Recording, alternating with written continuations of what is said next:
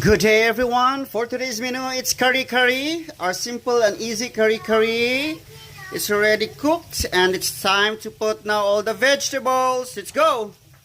So I have here all the vegetables. I already pan fried it. So it's time to put it one by one to our kare kare.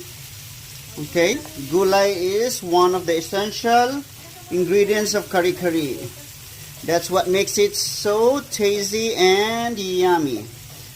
So ko kabalo if yung kare-kare ba lasahan ba siya maayo or dili. But anyway, medyo gilasahan ako siya gamay. Pero di kayo malasa because we'll have still the bagoong.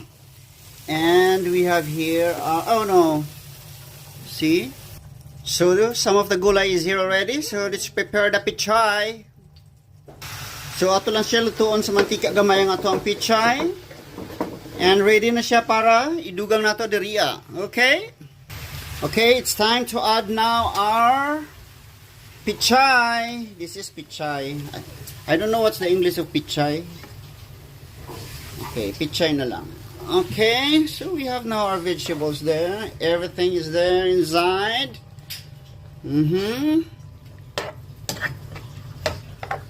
Okay. So this is our final finished product, our kare kare for today. Mora to. Bye bye.